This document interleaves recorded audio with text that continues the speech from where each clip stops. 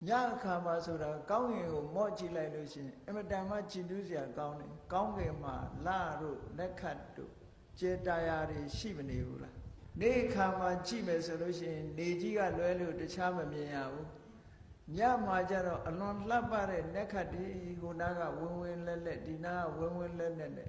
anh nói là đấy nhá khao lười đi cả ít bị rồi phá chộp lại trả đấy mấy thà lại trả nhá ye anh là lười đi mà đi trả đấy nó anh nhá sư cả lười đi mà đi trả đó cho một lúc từ đó nhá đi cả nát đào hoa tu bị đầu họ đi rát đi nét khát đào mà đi đi nhá sư đó đấy nét khát ban đi đấy sáng đấy chứ anh nói là đấy nhá khá sư đó ấy phụ mà họ phụ đấy Patisakhitu mewita nhá số là cô thấy sao sao bị rồi aku tu dia ri kénအောင်ကိလေသာတရားတွေကလွတ်မြောက်အောင်ကြိုးစားဖို့ကောင်းတဲ့အချိန်ဖြစ်ပါတယ်။ဘာဖြစ်လို့လဲဆိုတော့ညဆိုတော့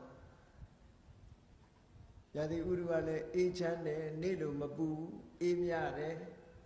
နေ့ခါမှတော့လူသံနေငှက်တန်နေဆူညံနေတာမရှိဘူးညအခါဆိုတော့တိတ်ဆိတ်တယ်ဟုတ်ကလားတိတ်ဆိတ်ငြိမ်သက်ပြီးတော့အေးချမ်းပြီးတန်ဖိုးရှိတဲ့အချိန်ကြီးတစ်ခု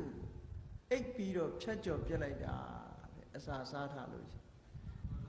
ဒါကြောင့်မို့လို့ညကိုမစားရဘူးဆိုတာဝိကာရဘောဇနာဆိုတန်ဖိုးရှိတဲ့ညရဲ့တန်ဖိုးရှိအောင်နေနိုင်အောင်လို့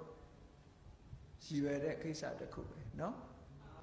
အေးဒါကြောင့်မို့လို့ယဟန္တာပုဂ္ဂိုလ်တွေဟာညအခါမှာ